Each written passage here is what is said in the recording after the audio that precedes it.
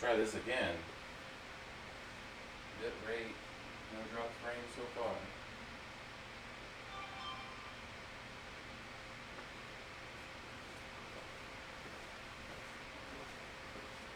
Alright guys, let's try this again.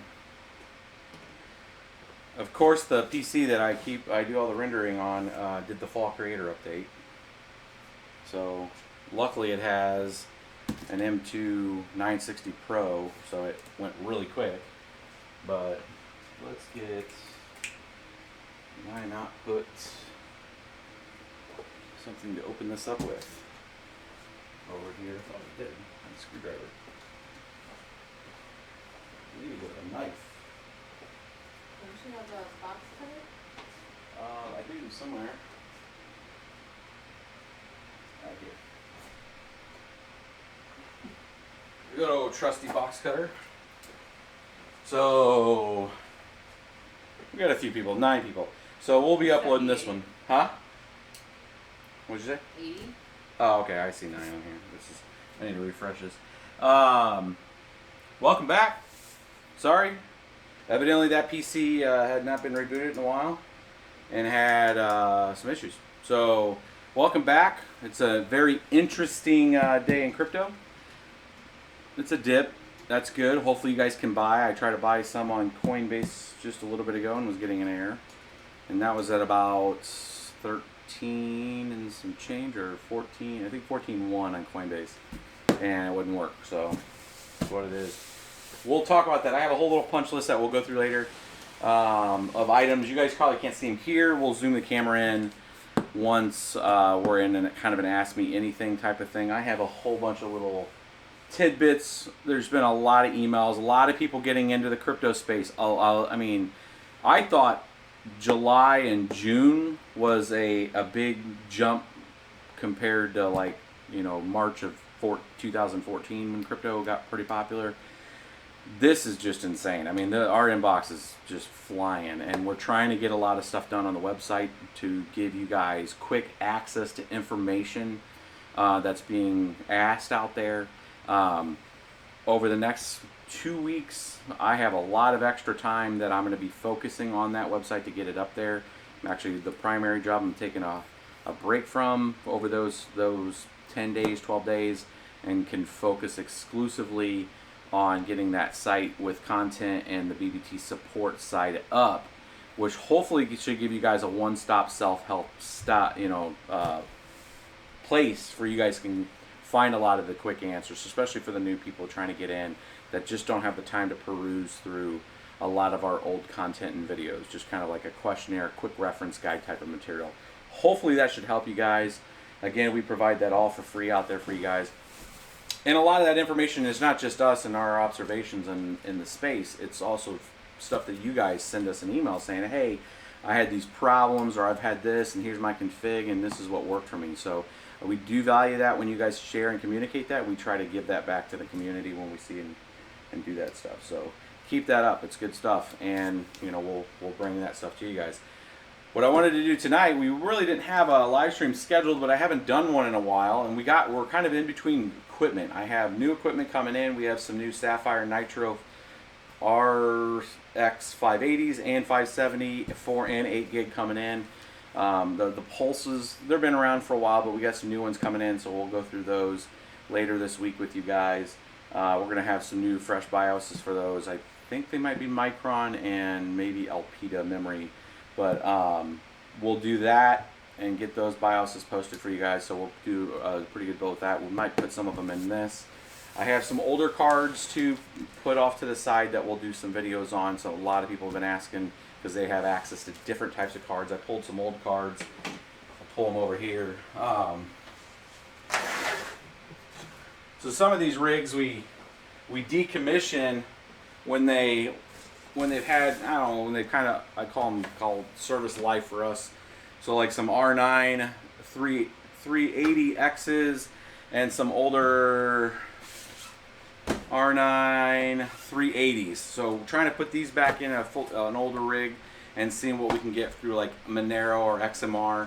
Some of these things come up on eBay pretty cheap for people, and this might be a cheap entry alternative for people. depending what's available in your area, but doing kind of an episode on some of the older equipment that you can just find. And what can you do with some of this older equipment, especially if you don't have power concerns in your area. If you have really cheap power, some people have 4 kilowatt cost, 4-cent kilowatt cost, which is really, really low. So like the R9 series is like the 290s, the 390Xs, 390s, stuff like that are real good. I mean, there's still 30 mega hash Ethereum cards, 32 mega hash Ethereum cards that just use a crap ton of power. But maybe doing some of that stuff too this week, so we have some of those back out and running. So I'm not paying attention to the chat. Miss BBT is here, and we'll be kind of taking a look at the chat, and then I'm going to get into opening this box. So what's up? Give me this look. Smile. Tell them you're not tired. Do I look tired? Do I really? They're all like, are you okay? I am in like a zone mode right now. Guys, I've been working so much, it's insane. This is just a crazy time. It's a crazy time of year actually in the space that I work to, not just this cryptocurrency side. It's been pretty busy. And plus the cryptocurrency side in general has been just insane. So a lot of people are asking a lot of questions and we're trying to get through it. But interested to bring you new types of hardware and new types of stuff. And this, if anybody has not seen this, I guess the boxes are the same thing. So Rosewill is coming out with some new stuff. This is actually still available. We have a link down in the description below. It takes you to our Amazon site for this. And I think there was only like 12 left on Amazon. But what we'll do tonight is we're going to open it up. This is a 6 GPU mining. I have not seen this. This is the first time. You know the way I like doing this with you guys is to open it on the live streams. I don't like to take that away from people. I like to just kind of discover it. We discover it together, and you kind of see my reaction with it. And we bought this. This was not sent to us by anybody. Looks like it came from Indiana. It's interesting. It came pretty quick. These just from my account came out pretty recently. But this is like the, let's call it really the, I mean, Roswell's had a couple different cases that you use for mining out there, but this is the first one I've seen in a cubic standpoint from them, or from really anybody. Let me take this. Not too bad of a footprint. I don't think you're going to get really big cards in here. I think I have some bigger cards out here, so I'm going to open it up and we're going to see kind of how they fit and stuff like that. We're not going to do a build tonight with this. I'm just going to go through, open this up, and then we'll do an Ask Me Anything type of thing.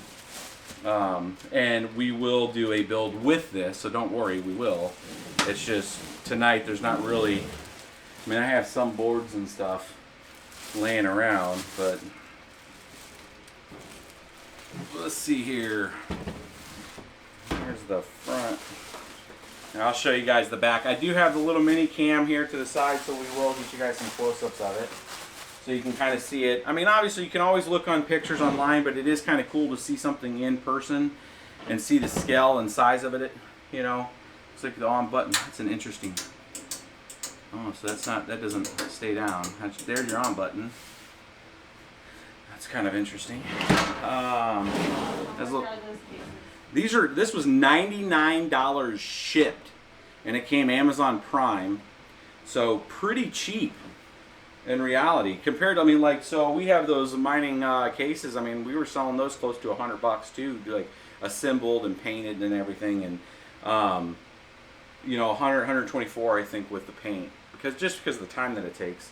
I'm gonna get a screwdriver here. Or didn't I use one to? No, I didn't.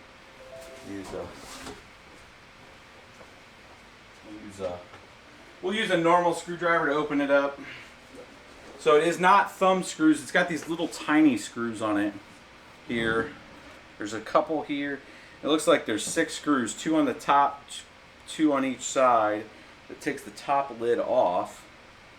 I'll take this thing off, and then I'll get it open, and then I'll use the mini cam so you guys can take a look at it. I will be doing a build with this probably this weekend. You know, it is Christmas weekend, so there's a lot of, you know, family things to do, things to prepare for. But I imagine the conversation around most folks' homes especially in this channel, are probably going to be with family members talking about cryptocurrency.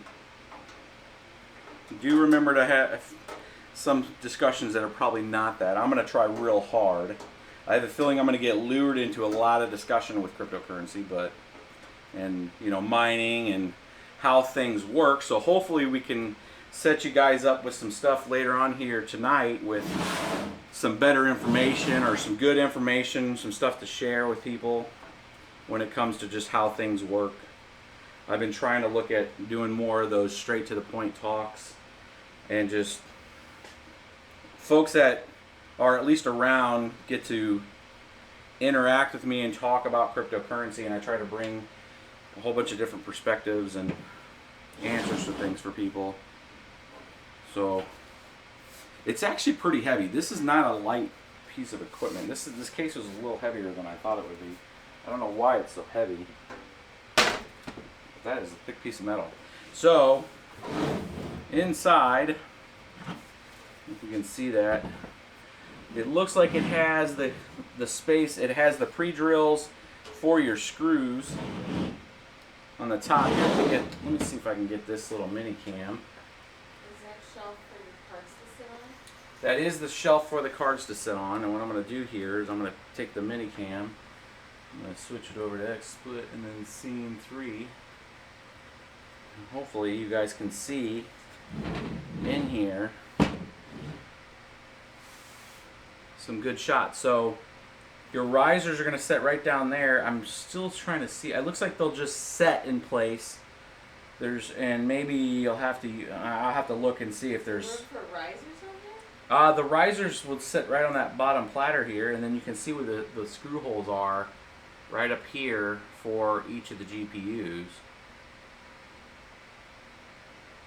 So the GPUs are going to sit that way. That's where it's got the double screws for the GPUs right there on the top. And it's got, let's see here, 5, those are probably 80 millimeter, maybe smaller. We'll have to do some measurements, but looks like 5 mini fans that you can put in place right here in the front. I'll have to do some measurements again and take a look at that, but that's that piece here. Let me pitch this up a little. So, and then you can see the motherboard spacing down there at the bottom. It looks like that's a tray that'll come out. And then it looks like it has a spot for 1 power supply, which makes sense if it's 6 cards. So that's the inside. Do you have a ruler to measure there? I do, and I will bring it over. I was thinking that same thing. For the spacing? So let's take a look. And I'm gonna get a couple Fix GPUs the out. chat while you're over there, please. The who? Fix the chat. Oh, the chat go down. Didn't. All the way down. Is that what you're talking about? Because Oh, you that- have a little screen. The little screen. Okay.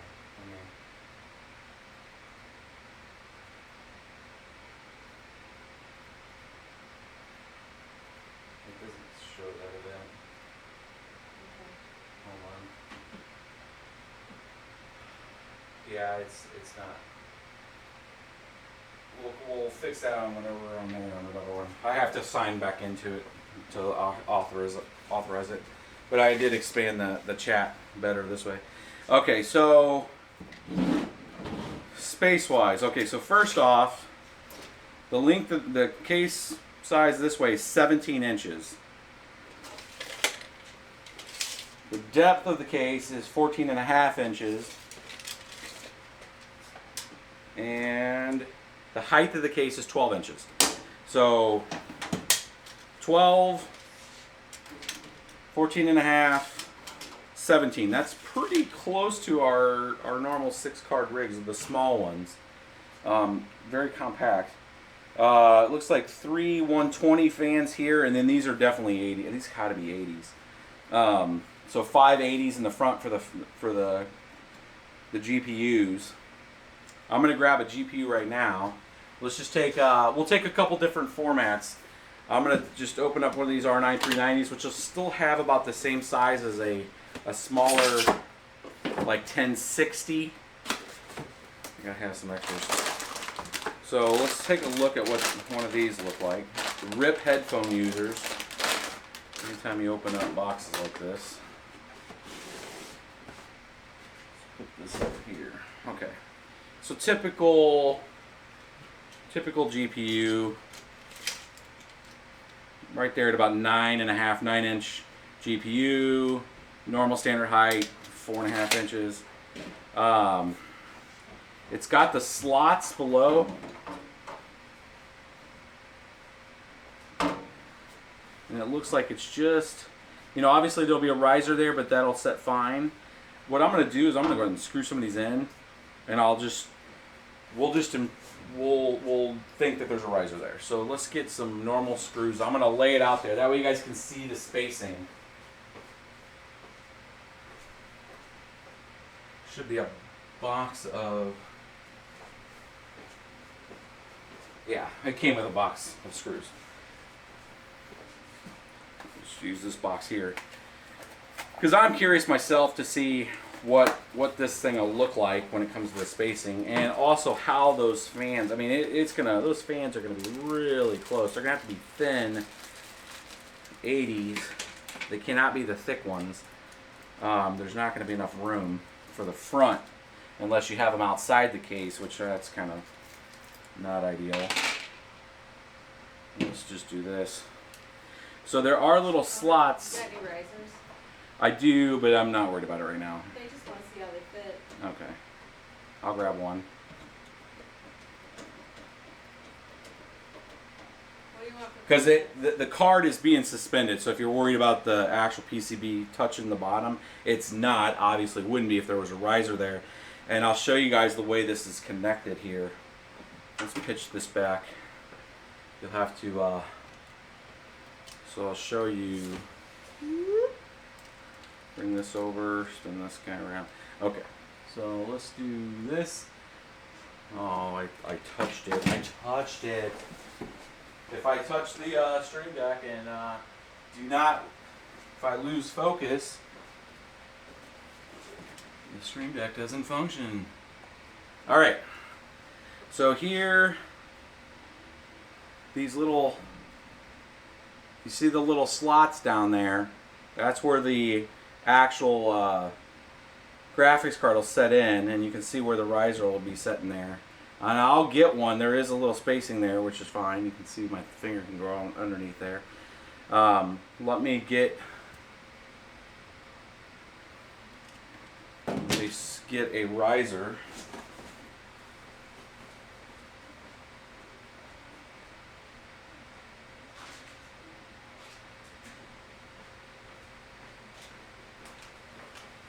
And we'll see how this looks. Normal 6-pin riser. Now these are going to sit there, and we'll take out another one of these R9 380s. And these things were $259 when they came out back in the day.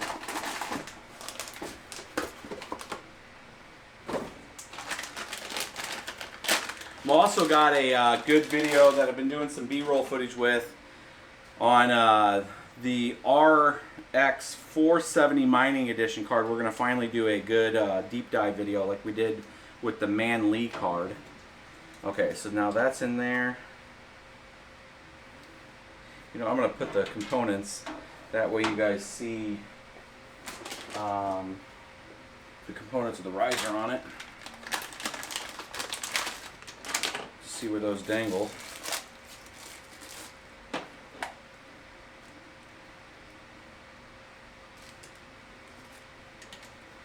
Let's plug this in. Again, we're not doing a full build tonight on this. We're just showing you guys the way it looks, and we will do a full build with this. This will probably end up having the RX 570s, maybe the 580 Nitro pulses. And we'll do a build of those with this 6 card. The Pulse 588 gigs are actually pretty good. You can get close to 31 mega hash with those, 30 mega hash, 30.8, something like that, which would be pretty decent rig, 182 mega hash rig. All right, so that is at least a couple of the screws. Let's go ahead and switch this back so you guys can see. So, what do you think about the spacing there and the potential to keep that cool? That's going to be a good question. Let's let this focus. So there is the riser in. So it's just sitting there right now. And it looks like it'll just free float. I mean, you could technically put some 3M tape down there to hold it if you wanted to. I'm probably actually going to do that just because we move the rigs a lot. But your spacing, for the folks that were curious about the spacing, you're right at, so if you're on the one edge of the card, you're right at about almost 1.5 inches. You can see that with the glare. God, that glare is horrible. 1.5 inches. So, some bad glare there. So that's the spacing. Let's do it this way. That way you guys can see. I mean, that's a pretty decent. Here, I'm gonna bring this back because that pitched angle allows me a pretty good view.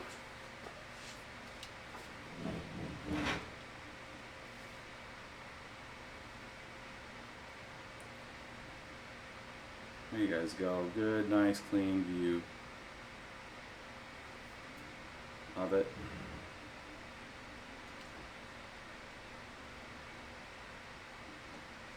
Like 6 Vegas would not be happy in there. I'm going to give it a size. It would be pretty warm. So the Vegas are going to exit. The air is going to exit that way. So you're going to put your 80 millimeter fans sucking air and blowing it out this way to help the exit on this. I think that they would run fine actually in a case like this if you're pulling air in on this side with some pretty good size 120s and you're pushing air across them and you're sucking it out on these. This is a mandatory. You're going to have to buy the 5 fans in the front and the 3 fans back here. I mean, that's a must because, I mean, especially with the case closed like that, you're going to want to have the right ventilation with it. You can see how it would look like this. So yeah, you're gonna have those mini yeah, just right click on that. I don't know why this thing times out. There it goes. Oh no. And then click. Where? Okay.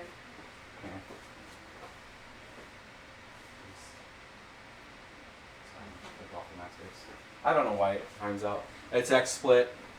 I pay for the premium and it still happens. So, I mean, you can't see the card right now, which is kind of the point. You can see this is going to be where the back of the motherboard is, and then this is the back of your power supply. So everything's exiting that way. It's set up the same way as our normal mining rigs.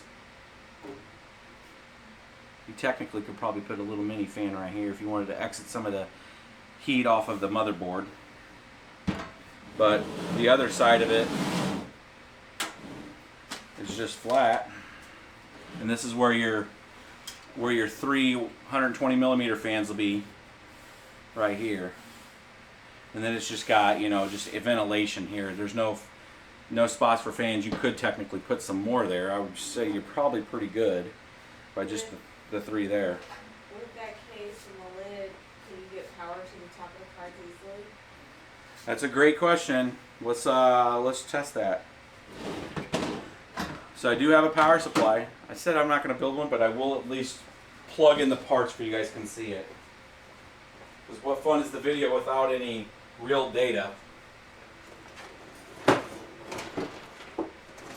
Let's slide some stuff over here. Big. And what I'm going to do is I'm going to bring over some other cards for size comparison on different form factors. We'll bring over an RX RX 460. Let's bring the mini. And let's bring a big boy, which would be about the same equivalent of like a RX Vega and RX 480. Just big, thick bastard. Triple den and see. So this big guy is about as big as graphics cards get these days, and as thick. We'll put those in, and we'll put these the mini in that, and you guys can see the form factor size.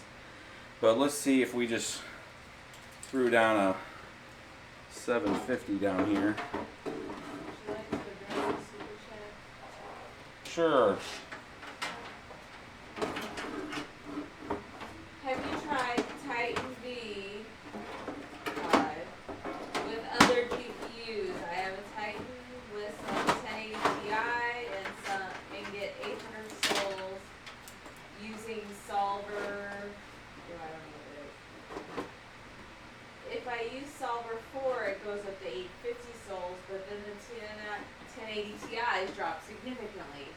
Trying to get the 1K soul that you got. So what you need to do is you need to define, what I would do is I would run the miner twice, and I would just target that GPU ID with the solver 4, and then I would launch another one. Just coming right off the top of my head, that's what I would do just to solve it right away.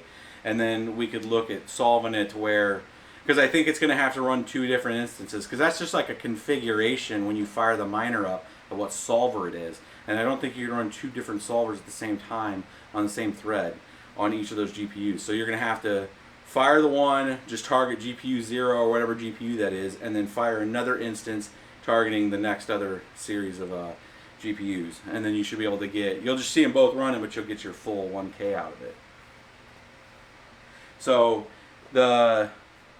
I'm going to say one point about this case right now that, and I don't, do I have an extra like 1600? I need to look and see. I might have an extra longer 1600, but I would say put your power supply in first.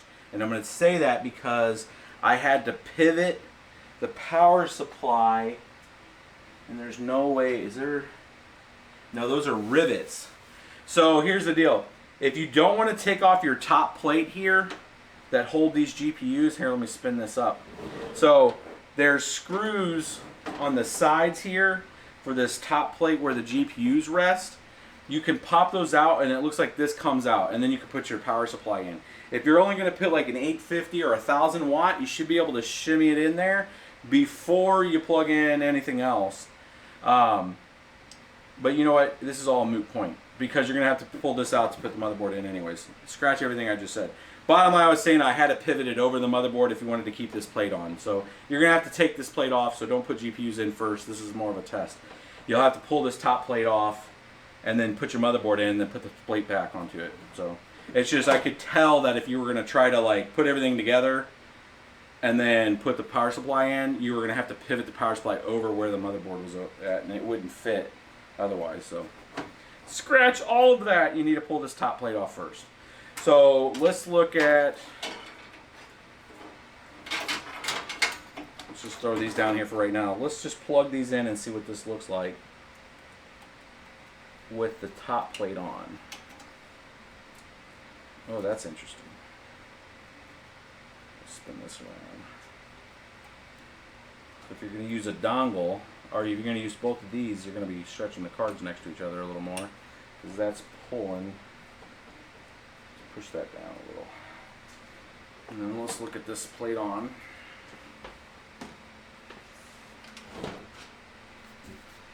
Alright.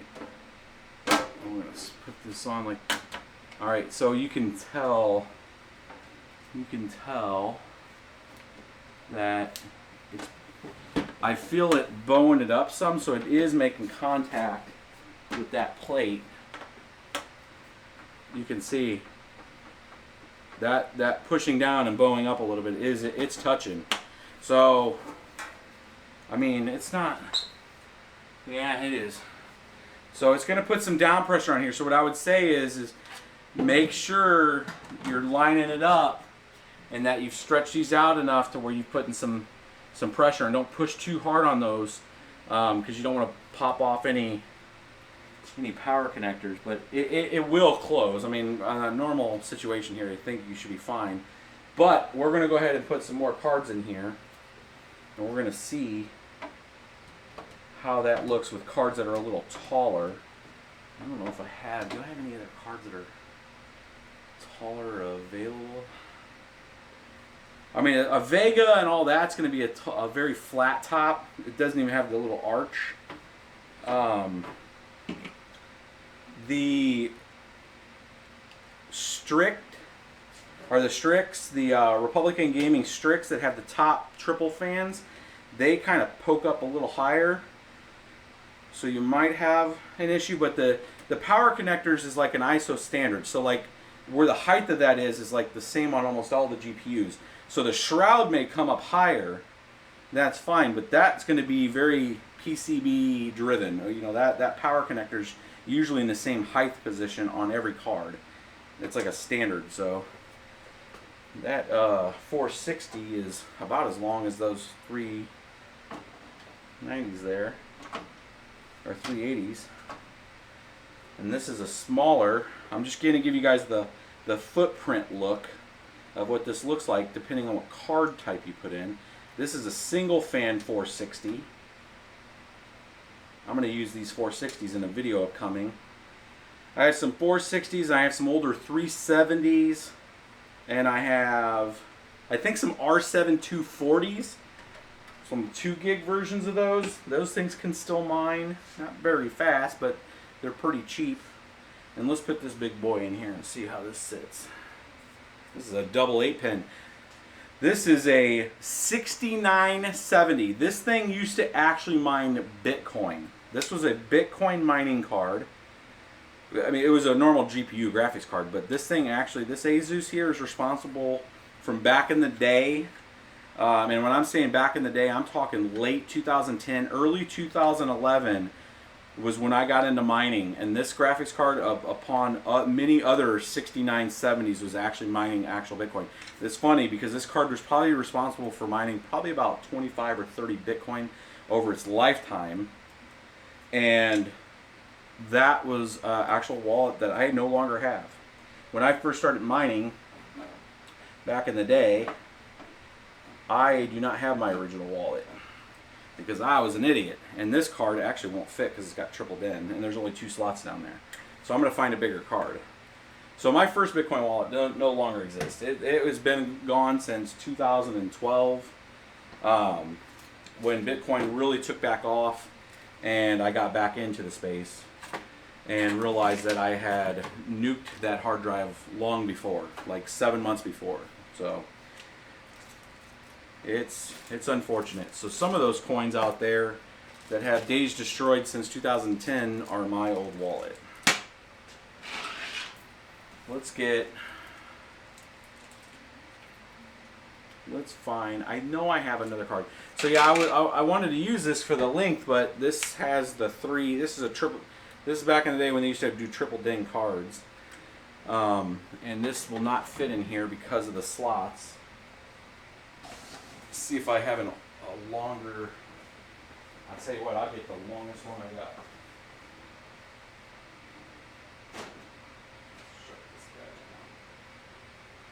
I'll take some questions if they're while I'm doing this. I don't know.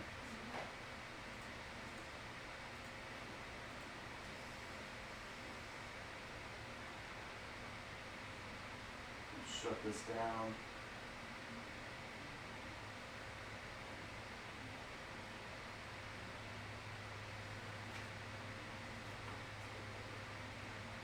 So what happens to all the coins that are lost? Nothing, they sit there. Forever. I need a screwdriver to take this card out. Nothing. They're just on the blockchain forever. They don't move. You can consider them lost supply, and if you're looking at, they probably can't hear me.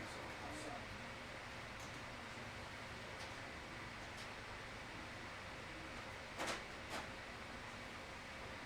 What do you want for Christmas?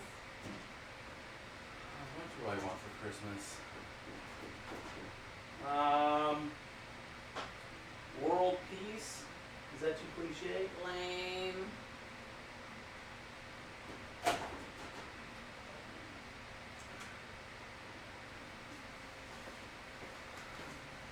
Is that a cliche? Yes.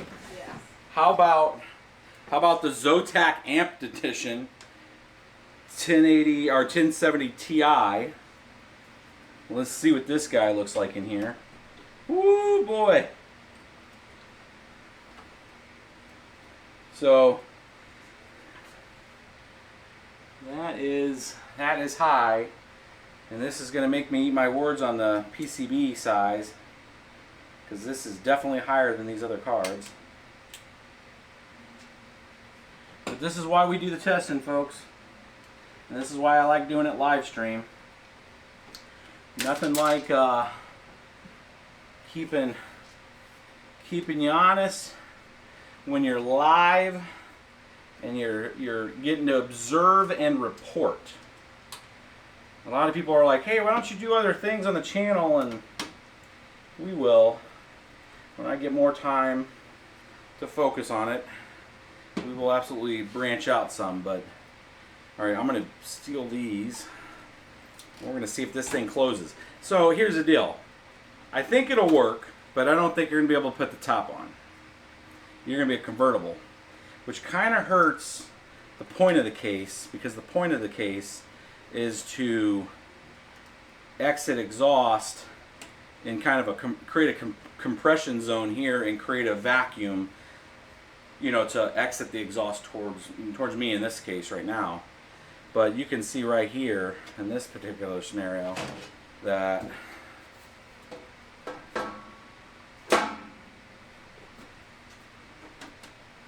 you could do it, but you got to push down. And I'm how far? It does it. It's just flattening the cables out. It's not hurting the card any.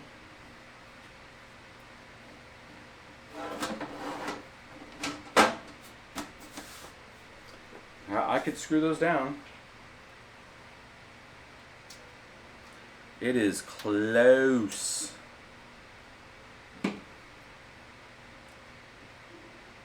going to close this top here.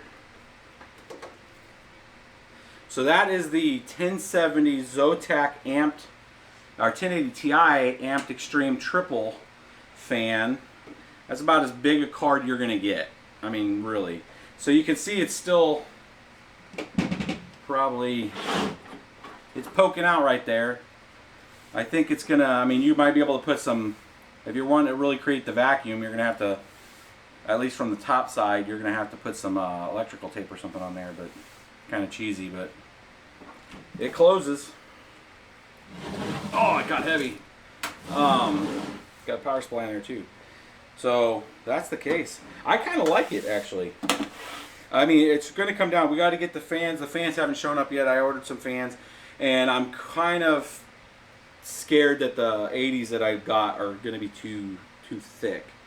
But I might put an order in tonight for some thinner 80s that just push air, because all the 80s are going to do is push the air outward to exhaust help the cards exhaust, and the 120s are going to suck the air in from the front. But I like the form factor. You cannot get your fingers under it. It is a truly a box. It does not have any height or any anything to put on the bottom. There's not even any like little things. It is 100% a box. It's so weird. But for $100, guys, I mean, it's $100, and then you're going to spend probably $35 in fans. If you're buying cheap fans, you might spend up to $50 in fans. Because you're going to need fans. It does not come with fans. So you gotta put that into cost. I will put all the fans that I'm ordering. I didn't want to put the fans on here tonight on this build because I don't know if they'll work right. When I get the fans in and I see them working, then I'll post that, and you guys will see this with a full build. And then I'll post the fans that we use. That way you're not buying something prematurely. You know, you can take the shot at trying to get some fans. And I'm going to look at the size here because I can measure from the edge. If those fans are more than an inch in thickness, it's going to be hitting the DVI port on the graphics card. So I'm going to see if I can get a good angle for you guys here. Well, these are gonna slide sideways because they're not double screwed. So I'm gonna hold this one because this one's a little tight. But there's your profile. You guys can see with the different cards in there, and you can see how far this one's going. It goes almost to the 120s, and you're about an inch away from the 120. So you have an inch in the front and an inch in the back if you're going with the longest card on the market right now on this, which this card is about 13 inches from where the screw comes in to the back of the card, which is a very long card. Most cards the long cards are about 12 inches. The rest of these are all about 9.5. The single fan card is right at 7.25, and this is 9. So there it is. Hopefully that gives you guys a kind of a basic idea. There's not much more to the case. So if they got any questions while I kind of take this apart, and then I'll get into the ask me anything stuff. 190.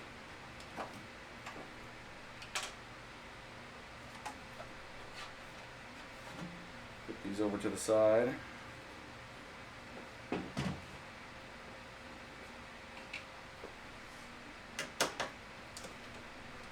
Take these off. I talk so much, sometimes I don't get to have a chance to interject anything, so.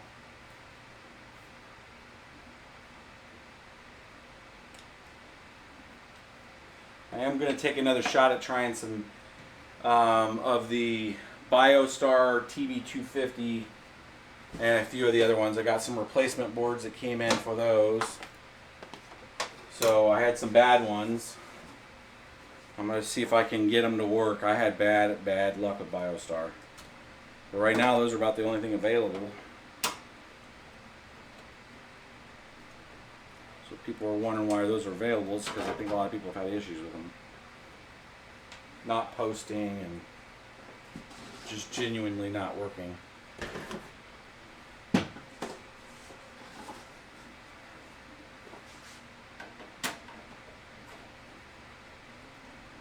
It's actually a pretty easy case to work on too. Pretty quiet, huh? Are you asleep over there? I'm asking Miss BBT to see if people are asking questions, and she's literally asleep. So if you guys have been asking questions after I asked you guys about asking questions, I am sorry. I thought she was watching the screen. You were over there asleep. I put her to sleep. You need the Zotac over a slot to measure the The clearance. who? Zotac. Over a slot. Clearance for 2.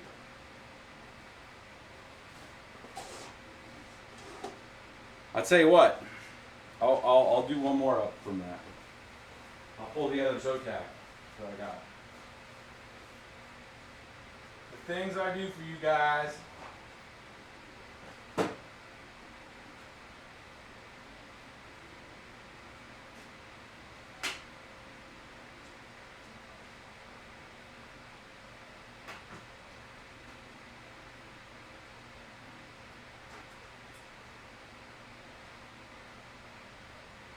I'm pulling another card.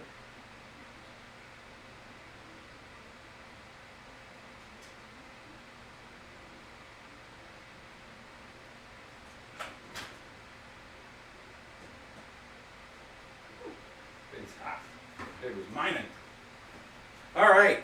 How about we try 2 Zotacs? This is the 1080 Ti. Zotac Amped Extreme Edition. This thing's a beast. Alright. And then the 1070 Ti is here. I think this one is... wow, the 1070 Ti I think is a little bigger. I don't know why. This is the 1080, this is the 1070. The 1070 Ti is actually a bigger PCB. Let's try this. So if it's on the edge, whoo, this baby is right up against the Is it actually going to work? Let's see. I don't. So a 1080 Ti, the bigger Zotac does not get over far enough to work. Let's try the 1070 to see if the design's a little different on the edge.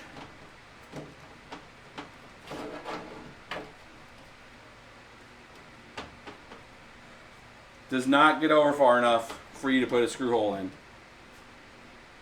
It actually, the screws are, so it goes in the slot, but the way the 10, oh, can you do it this way? I don't think that's going to work. Let me get a riser. So what I'm seeing is, I don't think it's going to work, first off. Just formally, I'm going to put a riser on it and see. But it was a good question, and I'm glad we're testing it. Because these are the bigger cards. The smaller cards, no problem. You saw that we had smaller cards on the edges. Trying it with a riser to see if the riser just sets the card differently. There it is with the riser, and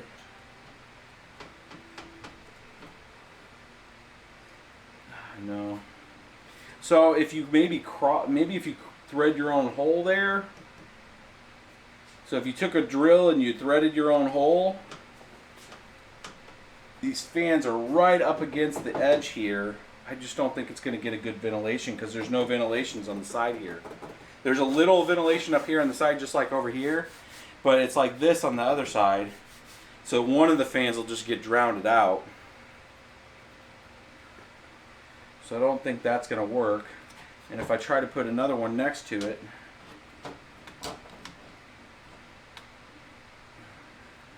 let me put the screw on this one. I can't put the screw on the other one.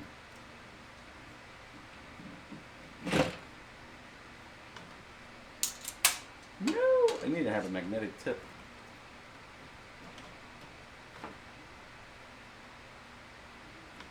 Want that or need 3 hands?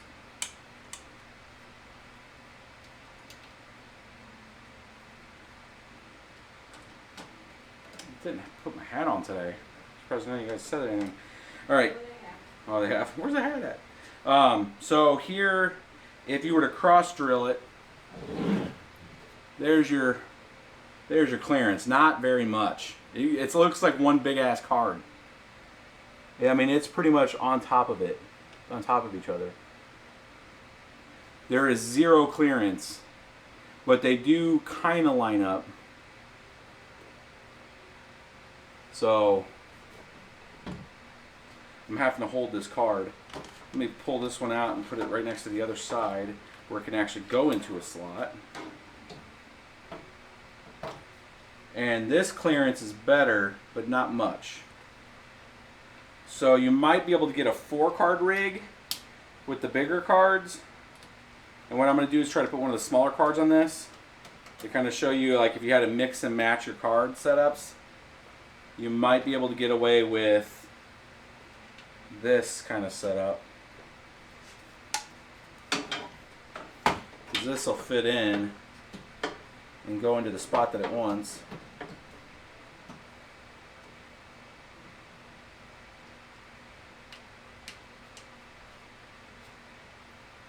See, the BBT Carter unboxings are like science experiments versus just, and not to hit any other YouTube channels, but just to show this is what the thing looks like when it's out of the box, and then they cut the video. I'll actually go through engineering stuff with you guys. All right. There's what that looks like. And actually, you guys probably can't see it from there. Let me take it this way. Let's do this. Oh, you gotta be kidding me. Is this not going to the... Did I touch it? You touched it. It's when we had to fix the the thing. There we go. Let's let this focus. So there is your separation.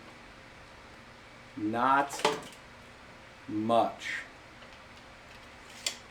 We were talking under an inch of separation between that, and right at about an inch on this side between the the 390, which could be a 1060 or something like that. So not much separation between those, but you can see the length does give you some pretty decent spacing. About an inch and a quarter there, and then down here you're at, let me get this twisted around, you're at about an inch from the front there. So hopefully that gave you guys a pretty good depiction of that. Alright. I will disassemble this later. Let's do some questions and let's do some discussions. You calling it? No, the chat's gone, but you're in the little window. Yeah, the chat was in the little window. Alright, I'm looking at the chat now.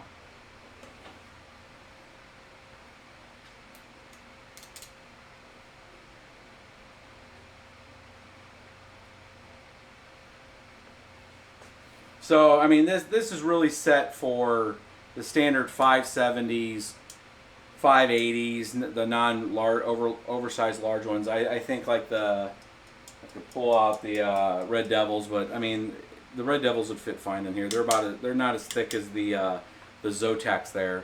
So 570s, 470s, the RX Vega technically would work in here. You just need to have some pretty good exit fan. What we'll do is when I put together this, when I get I'll probably put the TB250 in here, or maybe I'll put, I have a few H81 Pro BTCs, and those are 6-card rigs, or 6-card boards. I'll put a 6-card board in here, and then I'll pull over the Vega, because I want to see how much exhaust comes out of this if it really works that way. So we do have some Vegas. We'll put the Vegas in here with maybe some other cards and test it. But I think it was a pretty cool and cheap. $100 so far. It looks like it's a pretty good buy. I think they had like 13 of them left on Amazon. I mean, $100 is not that bad. And if you have some cards and you're not wanting to build a case, this might be your solution. But you can hold out until we get the fans and see how it actually puts out. So there's a few category things I was going to go through tonight. You guys can still ask me questions. We'll take a look. I'll definitely get to your super chats too. But there was like 4 things a common theme that's coming up in our emails. One of them is, addressing purchasing. Like a lot of people trying to just buy, not just necessarily mine. But, asking, hey, are we having problems when we try to buy on something like Coinbase? Or where's a good place to buy? Why is it so hard to buy cryptocurrency? That's a super loaded question, because it is like actually epically hard sometimes to buy cryptocurrency. Especially if it's currencies that you want, like you're trying to buy IOTA, or you need to go to Binance, or you need to go, where can you buy it? Why do you have to buy one currency to buy others and all that kind of stuff? And I think that just comes down to just, welcome to crypto. It's not as easy as you think sometimes when you're trying to buy stuff. And part of what holds that price suppression down is the fact that people just can't go out and buy it. I mean, I think otherwise crypto would be a lot higher than it is right now. I think there's still a lot of mechanical issues. All these different sites so these sites make money on you guys buying, on us buying, and anybody else buying. They make money on the trading activity. So I would probably put a pin in all the like, oh, it's a conspiracy to hold us down. I mean, if people want to buy, they're going to let it buy. They make fees any way it goes. And if it's really high, they're making fees too. So I think it's just a simple amount of, it's getting a lot more press and a lot more people are trying to hit it. And mixed with probably some questionable activity with people trying to, you know, max out mem pools, and there's still an attack on several of the networks. And I think that's obviously having an impact on everything. But it's one of those things. I think this is a growing pain thing. Just hold tight. When you can buy dips, we try to buy the dip tonight and had some issues with Coinbase. I think it is mechanical issues. Submit those tickets. I mean, right now I have an open ticket with Poloniex right now. I'm not calling them out yet, but we almost 2 days ago now, I tried to move 22 Litecoin out of there. It says it's complete. Never got it. So 22 Litecoin is not a small change. So it's, you know, I created a ticket myself. Been waiting, haven't had a response either. So it's one of those things. I've done some research too. Some other people have had that where it comes out in the Coinbase, or it comes out in Poloniex and says that it's sent it, even though it hasn't. It's not on the blockchain. When they give you that transaction ID, I don't know where that transaction ID is coming from because it's sure not on the blockchain. So we'll just wait and see, and I'll light them up in another week if I still don't hear or see anything, and we'll start hitting their social media sites and everything else like anybody else, of trying to figure out what's going on, and bring some light to it. I know all of them are having some growing pains, so I'm giving them the benefit of the doubt right now. I mean, I'm telling you guys just to relate to if anybody else is having issues with one of the exchanges, that we're having issues too. So just to show that there's, I guess, comfort and misery when we're feeling the same misery. A lot of people talking about market TAs, you know, the trade analysis, all the different channels that have trade analysis, and people that are telling you when to buy, when not to buy. They have different levels that they talk about and all this stuff. And I think you have a lot of people that have been trained in finance and the background of finance, have maybe even played in the market. What I would say is just be cautious. Nobody knows this market. I don't care how smart you are. I don't care what degree you think you have from Yale or anything else. I guarantee you, nobody knows this market. Even if you're a whale, you may think you know it, and you may get wrecked when you think you do. So what it comes down to is buy smart. If you believe in it like we do and a lot of other folks do, not just because it's going to appreciate over time. I think anything that has a very low supply in relation to the world and the amount of people that could purchase it if they wanted to, Bitcoin, any of the currencies that have a pretty decent development team, that have a roadmap, and that have a limited supply, I think are one of those things that is a store of value. And people that believe in it are going to acquire it, and that's going to drive price. You're going to have people that are going to play with the price, and you're going to have some market movers early in any market, especially as more people that have a lot of money or have access to other people's money and can use it to leverage and deleverage positions and cause market swings. They're going to do what they do, and they're going to try to catch people that are soft in the heels and try to just sell because they're fearful of it. I would just say believe in the technology and what's coming out with it. Take your positions, go along with them, and you know, if you just have to get into that day trading piece of it, just be careful on a lot of the trade analysis, because there's no experts out there. There's people that mathematically will probably work on some of the probability of what they see going on as pattern and pattern recognition, but just all these guys will get. I mean, if you look at some of these huge gains that have happened when people were calling 10K and then it shot to 19, and look at what every trade analysis, oh, I didn't know. Well, of course you didn't know, and it's okay. You know, it's no hit on you.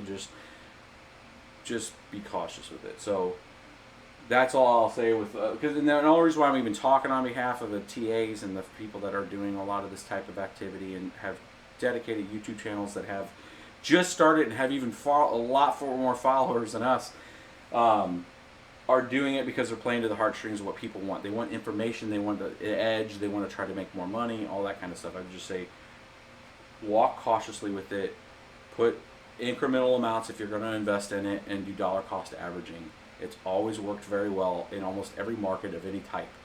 A little bit of incremental purchases will go a long way. If you're trying to exit positions, you know, don't do it during a dip. Top questions this week are essentially a lot of people sending me questions. So I take a lot of the stuff that you guys send me and we're averaging about 180 to 200 emails a day. I try to put those in. I filter them in through I pull them all in into actually access. I look at them in a Pareto to see if there's some kind of, if people are having the same kind of problems and stuff, and then I try to blast everybody at the same time just to try to get to it. I'm trying to optimize that support, but it also helps me build the website and the resource databases that we're working on to try to answer some of what's the highest Pareto of those questions, what's the most common. Out of this week, the most common stuff was a lot of people asking questions that, hey, I saw your videos, I was able to download BIOSes, I'm not getting the same results, I don't get what's going on. I have the latest Windows, I have the latest drivers, what the hell? And most of the people that I've responded to, this was all because they had not went in to the ATI Catalyst and updated the driver to go to compute mode. So as long as you have, if you're getting lower hash rates and you think you should be getting more, if you're at 24 or 22 hash and you have a BIOS on there that's good and it moved you up from 18 to 20 and now you're at 23, 24, but you're not getting that 27, 28 mega hash if you're doing something like Ethereum, it's more than likely because you're not running the workload in compute mode. You're doing it in graphics mode, which is for the gaming, and does not have the blockchain quote-unquote driver mode turned on. So you need to go right-click on your desktop, go into the ATI Catalyst, go into gaming, then the general settings or the global settings, and for each graphics card at the very top, you're going to have a selector there for each. You'll see each one of them in there. If you have a 6 or 7 card rig, you'll see one for each. You need to click on that, and you need to go in there and hit the drop down for the workload to compute. You need to do that for each graphics card. You hit compute, you hit apply, it will restart that little tool. It's annoying as hell. I've pleaded with AMD. I've sent them a few email messages. I'll continue to send them an email message for I can have a one button all, or at least give me access to the CLI to where I can go into and just push a mode to all of them through PowerShell. If I can find that out, or if they actually have a mode that's hidden and we find it out, we will definitely share it with you guys to help you where you don't have to keep going into each graphics card and doing that. But if you switch it to compute mode, almost everybody that I sent that message out to came back and said, holy crap, it works. And I have 27, 28 mega hash now. So that's a high one that's out there right now. We'll make sure we get some timestamps on this video so people can kind of refer to it. Another one was what to mine. That is like the most common question right now. A lot of new people that are in this space right now have built a rig. They're just confused. They're like, oh my God, it works, but now I don't know what to mine. Well, what's the most profitable? It comes down to what your intentions are. If you're trying to mine, some people just want to mine Zcash and they don't care what the price is because they're going long on Zcash, and that's fine. But most people want to try to pay off their investment. So if they're trying to pay off their investments, there's a couple different ways you can do that. You can switch or use a piece of software. Like there's a few different miners out there. I would say don't use my multi-miner that we built and that other people have committed to, and we'll talk about that in a minute. But that is just, you point to what you're going to have to pay attention to, what's the most, the most valuable, and then you're going to have to switch that to do that. It doesn't automatically do it. So you're going to need to use a piece of software, another miner that will go do that for you. You usually have to pay a little more cost for that. That if it's monitoring the blockchains, the various blockchains, and the pricing, and then looking at the difficulty, and then figuring out what the price point is, and then calculating what the most profitable is. There's a couple different ways to do the most profitable. Most people try to just get the most profitable and then sell that immediately for Bitcoin, and then sell the Bitcoin for cash to try to pay off your rig. It has been, there's a different risk profile for everything, but over time it's been a better play to hold some of the currency and let it appreciate some, then sell it to pay off your rig versus just selling it immediately. If you've had a rig for the last 8 months and you were selling the Ethereum every time you got it, you just cost yourself almost double, because Ethereum being at $800 now, those times in June and July and August that you would have had 3, 4, or 5 Ethereum would have been worth about 2.5 times. So if you could hedge it, if you got to pay your power and stuff, that's part of the business. You got to do it. You got to sell what you need to pay off your rig and get ROI at least. But there's different strategies to doing what's profit mining. There's profit switching. You can look at what to mine. a lot of people are like, I don't understand, I never get what to mine is. That's a much more deeper issue than what to mine giving you the right analysis. What to mine, and what I say what to mine is I think it's whattomine.com. It's a website that looks at what's the most profitable at a snapshot in time when you're looking at it. That can change at any point of the day. That can change tomorrow. Today, I guarantee you all the profitability on every coin is down because everything's red right now. What it comes down to is if you're auto switching all the time and you're never completing any progress or work on any of these chains, you're going to have a lot of partial work out there and partial shares that haven't paid anything out. What I would tell people usually is try to stick with at least one of the top 3 or 4 currencies out there. Mine it out, get a payout. If something swings up for a couple weeks, you can swing over to that other coin. But if you leave a whole bunch of partial proof of effort work out there, and depending on the payout of the mining pool that you're with, some like Nano Pool on XMR has a minimum payout of one XMR. Well, that takes a long time if you only have one rig. I mean, it might take you 2 weeks to get one coin. So if you're switching every other day, then you may have an issue. So I would just say, stick with a couple currencies, play the low long game on it, and then if you need to move it, do it that way.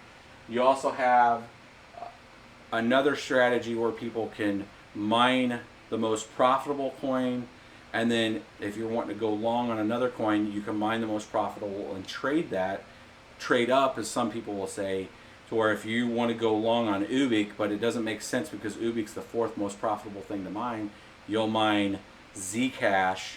If you have 1080 Ti rig and you want, it makes more sense to mine Zcash and then trade what would be equivalent. It'd be trading down to Ubik, but you'll be getting more units. And then on the long term, if Ubik goes $6, $7, $10, $15, then that was a much better play. So there's different strategies to it. So I wouldn't say it's like one strategy meets all. I'd say it's a multiple strategy kind of event. And I think it needs its own video. I think I started kind of mocking up how network hash power, how your rig is output to a pool, and then a pool's output to a network. And that there's a 3-tier kind of system to the way mining works in general. If you have 100 mega hash, and we'll do this as a real quick, actually I'll ask you guys a question. Do you want me to explain real quickly and I'm going to assume the answer is going to be yes, how mechanically it works on the payouts? If you do, I'll continue on that. I'll come back to that. I'm going to go through the rest of my list real quick. That kind of gets into actually my next one is how do pools work. And then that was actually my last thing, so we actually went straight to it. I'll look and see if you guys are asking questions. Carter peeping the crypto watch chart on his laptop. Yeah, no, I'm not really paying attention to crypto here. But I'll just get into it real quick and then we'll wrap it up. It's been about an hour, so we got a little more time. So one of the big primary questions is, and I seen it actually on our Facebook group, is somebody was saying, I've been mining for a few weeks, I don't get it. I've been switching around, I'm not getting paid out. Is this thing really working? Is this thing on? Knock on the window. And it is that whole partial work thing. And it is also that if you're trying to follow the everyday status of the way cryptocurrency works, you're going to have a different swing in profitability. What you're looking at is a curve over a long period of time, and the curve in almost every coin, depending on versus Bitcoin, most of the altcoins kind of have done this in June, and then versus Bitcoin they went this way as Bitcoins went this way. Almost every currency's done that. So if you would have sold X amount of currency here, you'd have more BTC, thereby having more total dollars, in currencies. But some of them are starting to kind of do this. Ripple's starting to do that. A few other ones are starting to do that. Versus Bitcoin. For the people that were mining nice hash and all that, and getting paid just in BTC, their proceeds went like kind of like that, because they were selling their mining hash power, and people were mining their hash power down here, and they were getting the Bitcoin that was actually going up. But over the long period of time, everything's been kind of doing this versus when it came out. When I used to mine Feathercoin all the time, it was like 9 cents. And now it's like, I don't know, 34, 35 cents. So if we would have sold back here, it's kind of relative at the time, because at the time Bitcoin was $350. So it's just a math problem of the 9 cent Feathercoin versus 350 Bitcoin would have netted more Bitcoin then versus 35 cent Feathercoin, which is an all-time USD high, but Bitcoin at 15K. There's a huge discrepancy here, because this has went up 350 to 15. This went 9 cents to 35 cents. You end up becoming really good at algebra once you start really looking at which is more profitable and all that kind of stuff. But at the end of the day, the big play has been always getting as much as Bitcoin as you can, and the reason why is it's a limited supply at 21 million coins. No matter what everybody says, no matter whatever the market says, no matter any of it, it's all FUD. Doesn't matter. If people believe in the technology and people see the utility and they continue to treat it as a store of value, the rarity of it is going to drive it up for eternity. And you can pick any number. You could pick the $1 million. You could pick this, because it's just a simple math problem on figuring out how many people need to acquire a portion of it to drive it to this price, because it's how much available supply is out there. It's just going to drive the price up. So if you're trying to figure out, like, is this a bad time to buy? No. You just incremental buy. Just continue to incremental buy. And, don't bet the farm on it. Because like anything, guys, people could just say, you know what, I don't believe in this because something else has came out that makes more sense to it. I don't think that will occur, but, anything's possible. So, that's from our trade analysis side. That's where I would say to you is that I believe people are still going to consider it as a store of value. I know that we're going to continue to buy dips and acquire as much as we can for the long term, as it being a rare piece. Same thing with Litecoin. I saw Charlie got out of Litecoin, and that's fine from a conflict of interest. I guess that makes sense. I think it's more of a conscious of interest.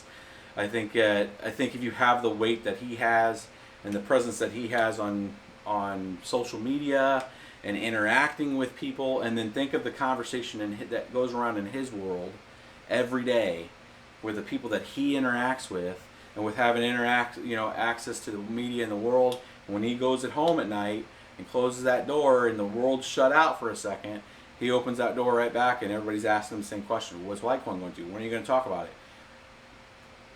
I think that'll bear on everybody and anybody. So, if he wants to exit the space, that's fine. That's perfectly fine. He invented the coin. Thank you, Charlie, for inventing a store value out there that people now believe in, and it's at a quarter of Bitcoin. If people start to really look at the value of what that could be, it's a quarter of Bitcoin. Does that mean a store of value, since it's limited supply, goes to a quarter of Bitcoin price? Who knows, right? Some people are going to take that bet.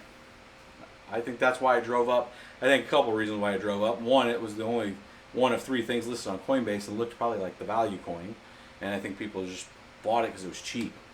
And that was the only thing they had immediate access to if you just got into the space. And I think that still holds true right now, even with Bitcoin Cash, and if they add Ripple, and if they add Monero, and if they add ETC, all these coins, that anything that gets access to it, regardless of the way you feel about Coinbase.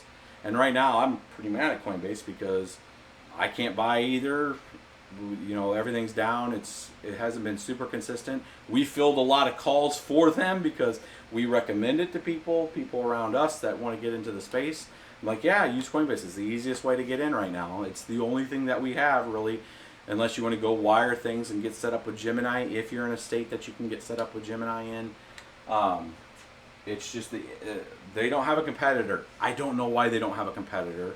It's probably something to do with market liquidity and being able to get funding and Series A funding and all the things that come around with building an exchange.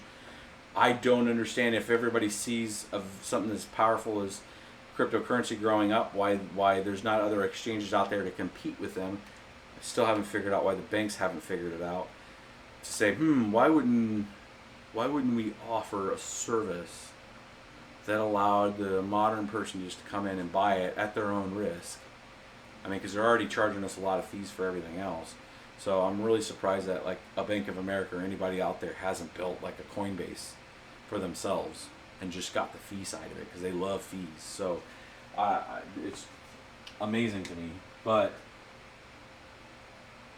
I think that it's that stuff's here to stay, and I think this is right now. There's so many people. I cannot wait to hear the conversations that come after Christmas this year, when all of you guys, 214 of you in this channel right now, are gonna have conversations with loved ones and people because you're in this channel, you're hearing this stuff right now, and you're gonna go have those conversations.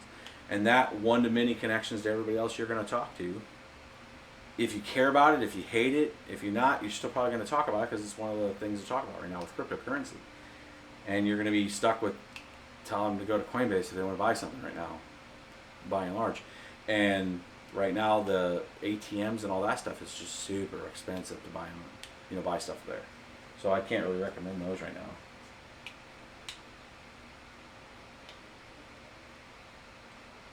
Wait, BBT 2025. For tax for air to breathe. Tax for air to breathe. I mean, I'm not going to get into taxes. That could go down a rabbit hole.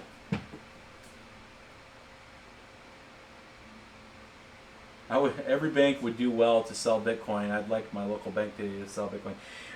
I think banks right now have the right institutional setup to facilitate it. I don't know why they're not doing it. I mean, it would be nice to go to a bank and say, hey, I want to sell some or I want to buy some.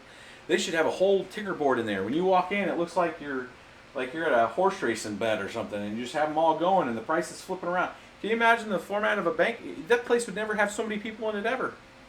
I mean, right now, with as hot as it is right now, I mean, it makes me want to start a bank and a storage. And it's not a bank like you would think, like the old school banks. It would be like a cold storage place that just handled your stuff. And still guarded and has guards and has a safe and all that kind of stuff, but like it just like a digital. I just don't get it. I would think that there's some executive out there, some bank executive that has some cheddar that just says, why don't we do this? Let's put some marker boards up here. Let's put all the cryptocurrencies. Let's let everybody day trade the hell out of them if they want to, and get part of that action. I don't know why they're not doing it. And maybe it probably has something to do with some of the securities control and regulation stuff, but people are going to use their money the way that if people can go down to a casino and put money into a machine and pull a lever and then lose that, and everybody's cool with that, at least you're supporting a program, you're supporting developers, you may be changing the world while you're making that investment and grow with them. This has a lot more positive utility. I mean, at least some of the coins do. Right? There are shit coins and coins that people just fork just because they can, and there's real no purpose to them. I mean, a lot of people come to us and say, hey, why haven't you guys made a coin? Unless I'm providing a purpose and I can come to you guys and say, here's our roadmap and here's what I'm going to do with that. Until I can get that laid out, there's no way we're doing anything like that, right? So I think you have to have a vision, you have to have a purpose, you have to inspire people to support you. That kind of stuff, I think, drives support. IOTA, I would say the people that are trying to build other platforms like EOS and Neo and all these things that are showing you roadmaps. Ubik shows roadmaps. Augur shows roadmaps and stuff that they're working on and future stuff. I think teams that are going out there and being very transparent as they can in a competitive world, to say, we're trying to use some of that revenue that's been brought in to build new cool things that automate and streamline processes in the world. I think that is value added. going to a casino is rolling the dice, but that still is allowed. So I think it's just a matter of regulatory structure getting in there and giving us a new entry to a barrier of entry to buy stuff. So hopefully that will be some of the story in 2018, that some more institutions get stood up to where we can do some buying and selling and trading. Because that was another question. I left it off the top of our list, but where people were asking, where can I sell? You know, I have currency, I made some money. My country doesn't let, you know, the people asking us say my country doesn't let me cash out in Coinbase. I can buy, but I can't sell. You know, where can I go? Where can I go that's not illegal? I don't want to go to a corner and get robbed from some dude, right? So, you know, having that, there is a real need for that facilitation, and people will pay a fair fee. I mean, fees kind of run the world in certain things. Taxes in some way supposedly run it. And I mean, there's a lot of good tax. I mean, there's bad tax for sure, and there's bad spending. Everybody knows that. But I mean, I can see when I see enhancements at our local schools, and I see kids doing good because of that.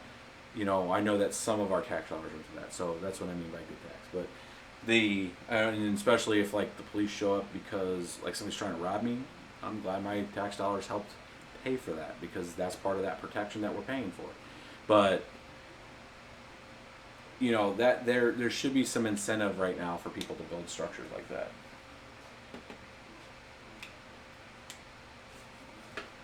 Back to the stream title. Can you make a small close-up the ones that just joined? Where to place the server? Pablo, I would say we'll let you, when we wrap this up, just go to the front of the thing. I gave a lot of close-ups and stuff. We'll let you guys check that there.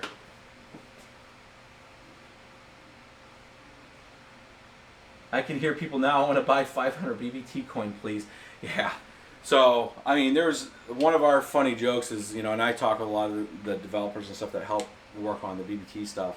You know, they're like, hey, we could fork a coin, all this. No, I'm like, no, dudes.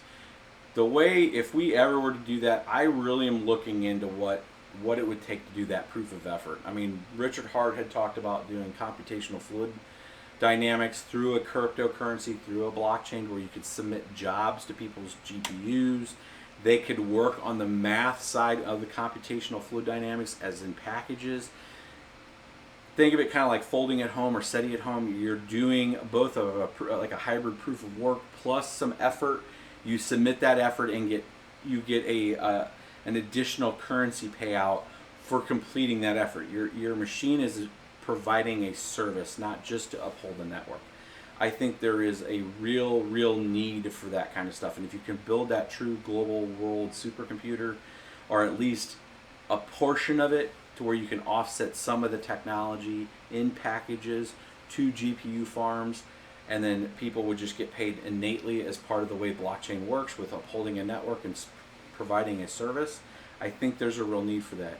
And I'm looking into what's going to take to do that. If we were to do that, that means that we at least have enough understanding and at least a demo of that working before we would ever fork a coin and then say, here's what it does. I want a working model. I want where anybody can download it and see it do something. And that would be like a test net. And then we would go live with a real coin. And then it's not a security, it does a function, it provides value, it's a utility.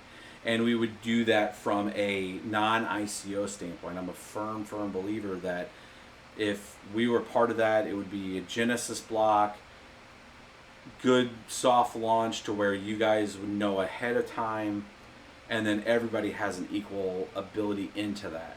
And then where we would have any kind of compensation from that, we would look at the pricing of that, of how would it be baked in as like a 0.5% of a payout, and then we would already have that roadmap planned out. You know, we've looked into what that would take, but the only way we would ever get into that is if I can get this proof of effort stuff working and figure out if that works. And then I think we're providing value to the community, because you know your mining rigs are providing, you know, some kind of data set back that's helping something. So not just a proof of work, because otherwise we're just no more different than any of the other currencies. just providing a medium of exchange, and that's the main utility. So it's still in kind of a very alpha research stage. Like, just is this, what would it take to take like a folding at home type of idea and merge it with a blockchain to provide that. So that's the only way you're going to see a BBT coin, unless somebody totally tries to copy us and just put it out there, and we'll be out there telling everybody that's not us. Carter SETI. Yeah, I mean, I like the concept of setting, and it does something cool on your screen and sees it. That's why I've always valued Richard Hart's concept of the computational fluid dynamics, because if you can take real data sets and actually like put rockets in space because your mining farm helped do that and you were compensated. I think there's a real, especially with deep machine learning and AI and some of the not just computational fluid dynamics, but all the elliptical curve math that's in part of that. If you can serialize and parallel, serialize the delivery and then offer some kind of parallel computing, process jobs, submit jobs back to a job server, make it a mesh network, and then broadcast just like any other blockchain, store it, and it's recorded, and you can see all that history, and still has that kind of functionality. I have no doubt at all there are teams working on what I'm talking about right now. No doubt at all. I think Golem's kind of basic concept was trying to do that from a smart contract level, to where they were doing those same kind of things. Traditional blockchain, smart contract, use Ethereum as fuel, kick off a smart contract that does the supercomputing piece of it. I'm looking at it more mechanical, down in the C or low level programming side, to where it's actually hitting the tensor cores if you have Titans, hitting the CUDA cores if you have the NVIDIA cards, catching all the clock cycles that where AMD has an advantage, which you'll see when it's doing like script mining and all that. Taking advantage of the architecture in specific ways, but that kind of stuff, it makes it's a honeypot. That's a honeypot. You have all these millions of people now, potentially millions of people, that are doing some level of mining, and being able to tap that much compute power is just like, it's a matter of time. It's not a matter of if, it's a matter of when, and maybe we can beat people to market on it.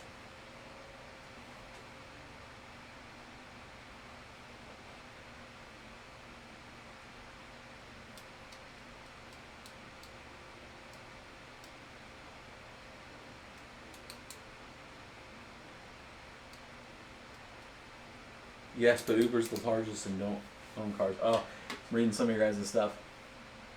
Pool devs are making bank. So I've seen some of the profit on some of the pools. Some of the pools, I mean, like Ether Pool and stuff like that, are making some money.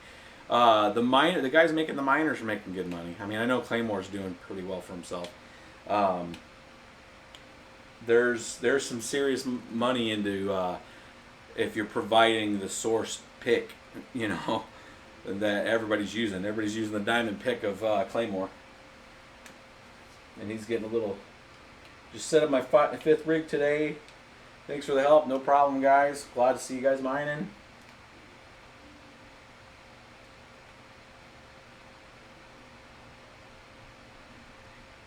A BBT coin built to work that way. If the media got a hold of that, it'd be mind-blowing potential. I think if the person that cracks proof of effort to do exactly what I was just talking about is going to change everything, because then you can really fork and bridge that into other categories. Again, it's just a matter of when. It's not if. It's going to happen. There's too much cheddar out there, and there's too much. When I say cheddar, I'm talking compute power. All those millions of CUDA cores and all those millions of tensor cores and all that stuff, where people are doing it in small little farms, or you get a company that goes and buys 2 server racks of them, and they're doing deep learning because they have 2 server racks of Titans, and what's that? What's per? I mean, you may be able to get probably 8 Titans in one 4U case. You may be able to get probably 160 Titans and have one hell of a deep learning machine. But that's compared to some of you guys, and I know what we've have invested into it, and between the whole BBT fam, that's nothing compared to like the world, right? I mean, there's so much compute power out there, and at any given time it swings between the currencies because people are just swinging with profit. So I mean, if you have another incentive mechanism out there to where you're not just swinging with profit, you're processing jobs and you're watching that happen, I think there's a real good opportunity at it. Oh, did it just go down the chat? Scrum was cool. Yeah, I need to do an update on the Scrum. What I'm going to do is finish out the rest of. So we got some updates coming to the site this weekend. We got Christmas this weekend, and then next week we'll do probably another follow up to the Scrum to see where the progress is, because the actual BBT support, the resource database link is going to change on the BBT.io or the BSBTrippin.io page, and move to the new support page, which will have the software, the hardware, the stuff that we talked about in the Scrum video. So we got the substructure there. It's built. It's kind of wiki style. I got all the BIOSes up there. I'm about to launch it with you guys. We're going to launch that hopefully next week. We'll launch that next week. That's my goal next week, is to get at least part of it launched. So there'll probably be a few tabs that are still not there. We're discussing. I have a forum tab on there. I'm debating if I'm going to actually do the forum or not. You got to moderate forums. It's a pain in the ass. So I'm 50-50 if we're going to keep the forum on there. We also have a test DApp page there, because we're trying to look at doing a few DApps, so decentralized application stuff. So we'll have a page there that'll show some stuff on testnet that I'm looking at. So there's a few other tabs: the hardware, software, the wiki kind of style with the questionnaire. So I call it the quick reference guide, which has a lot of these questions you guys are asking us, and it's just like the question, and then you hit the little drop down, and it tells you the answer to stuff. So it's just like the commonly found things that we've seen or we run into. So that should be out next week, and that'll be an update to the page. You guys will see it. We'll probably either do it in a live stream, or we'll have a little micro video on that, showing you guys how to do that. So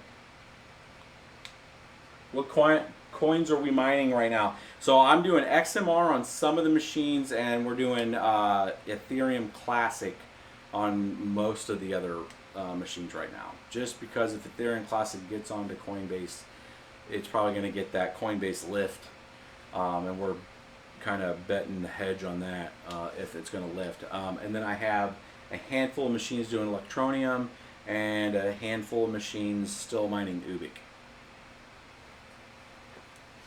And I'm pretty long on EOS. I really like what Dan Lerner's doing with that stuff, and I've seen some of the talks about EOS. I think there's some good potential with EOS and that platform. You know, the EOS coins, you will have to register in like June or May or June or July, somewhere around there next year. So whatever you have, I think, is going to be a one-to-one conversion. But EOS is kind of hard to buy right now. I know on Jax you can't buy it. You haven't been able to buy it for a while. You have to, I think, to go to Binance. We do have a Binance link that it's not live on our site. So I do have a referral link out there to Binance. It's just an exchange. So we do if you guys don't have an account for that, we'll get that listed down below. But Binance is a place where you can buy it. EOS, I think it still functions. Kraken can too, but I don't know if you guys have problems with Kraken, but it times out all the time for us.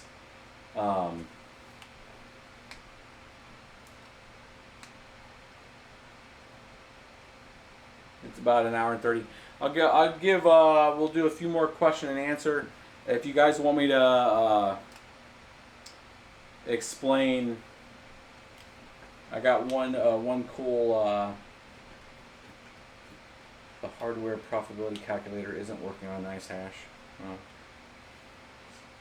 Oh. I was going to give you guys one more example of like kind of the reason.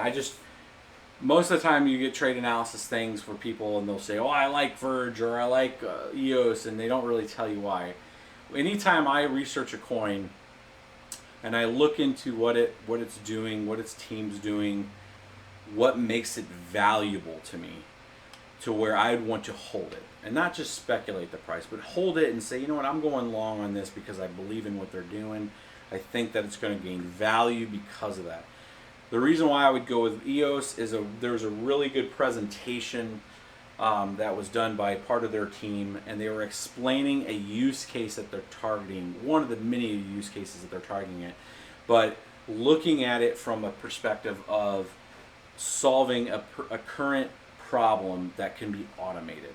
And I really like that. From my background in solutions architecture, my day job is doing solution architecting. So I work on very big systems and put them into place.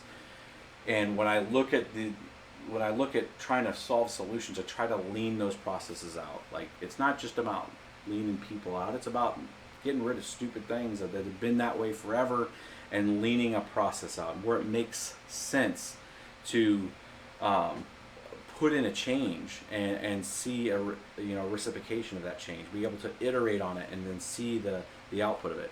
So in this EOS example that was used, they were talking about, and there's a video, we can post a video to it. They're talking about answering the call on just flight insurance. So people that want, and this is just one small use case, like, who cares about flight insurance? The whole point of this is to show mechanically on how a smart contract on EOS would be working.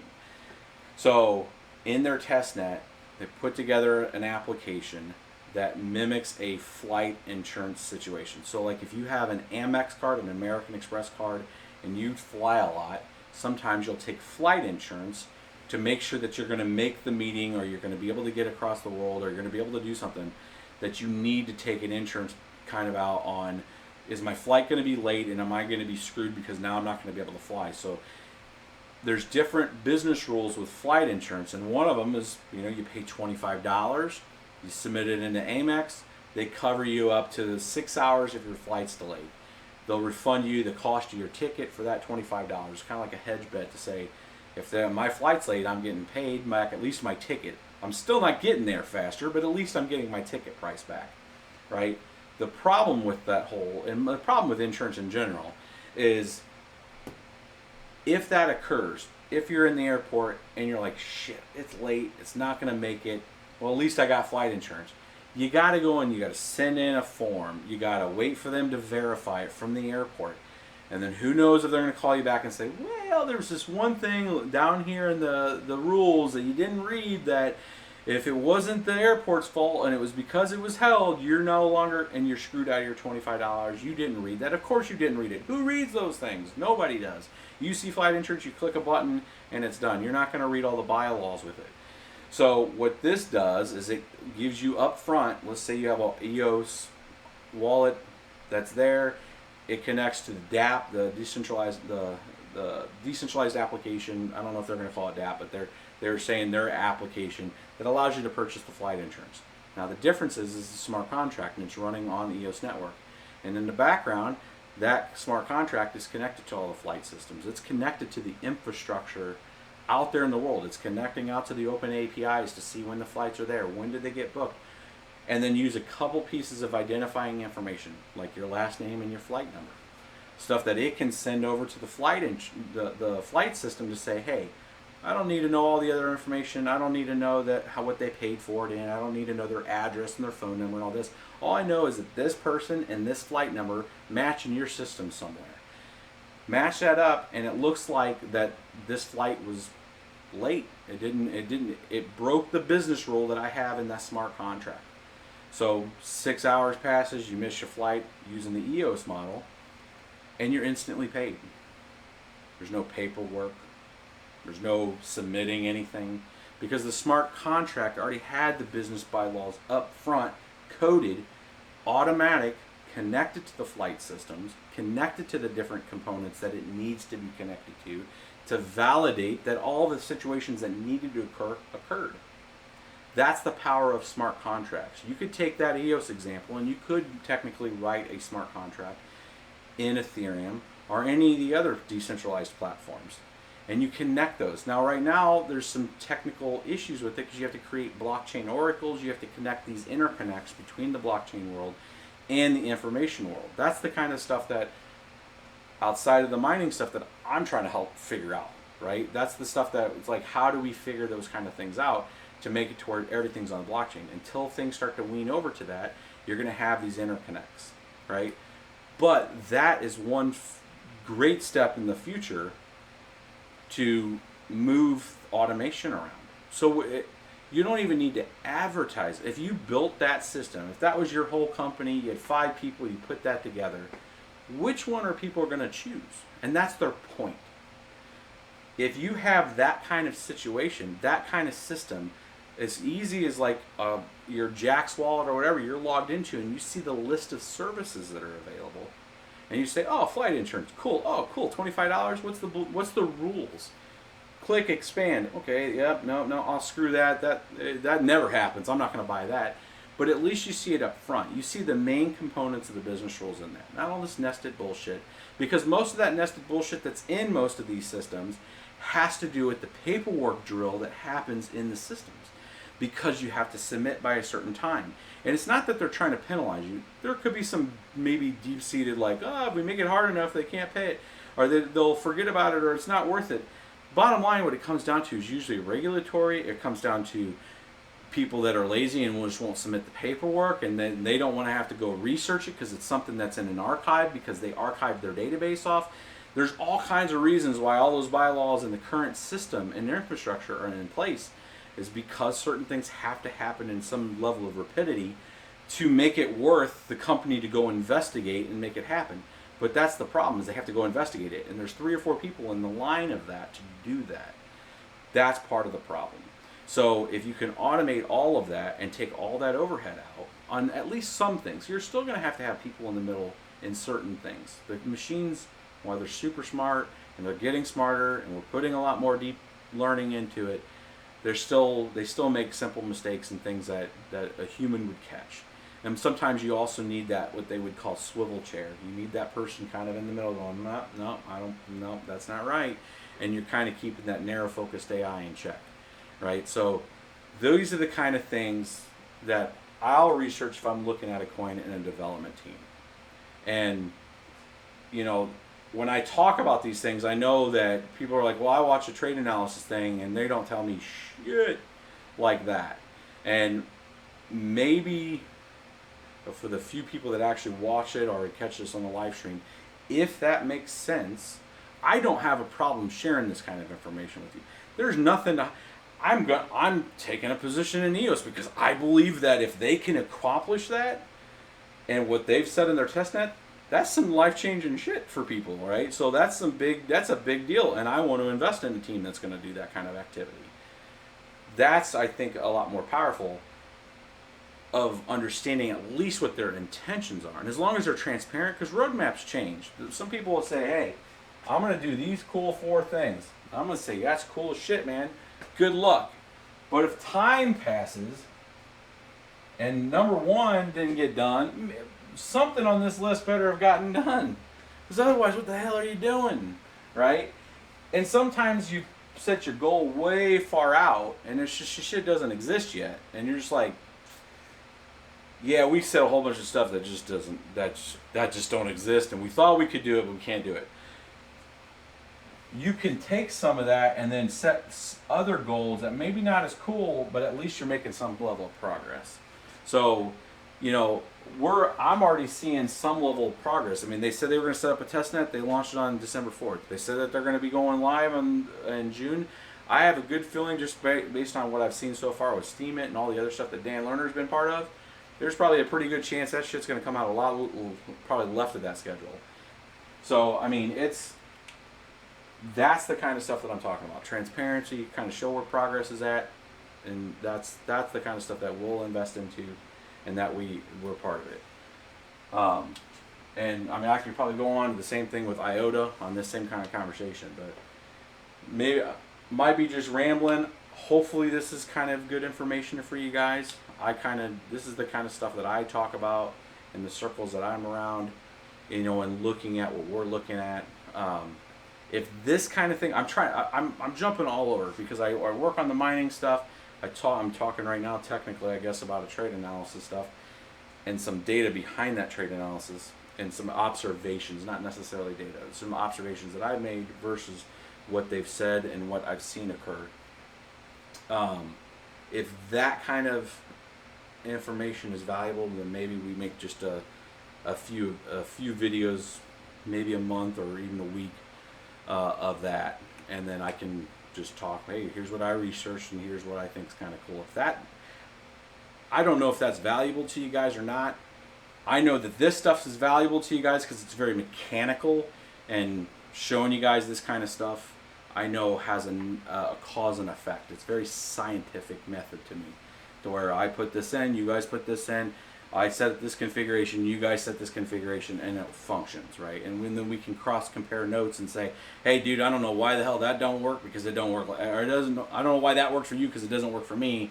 And then we figure out and go back and forth what the differences were, and then we can help educate other people and say, oh shit, if you have this mode in this driver, you know, stuff goes sideways, right? So that's very easy communication because it's very mathematical and just, you know, there's no dispute really in it. It's just like, oh, it doesn't work that way, or it does. I'm looking at your guys' chat now.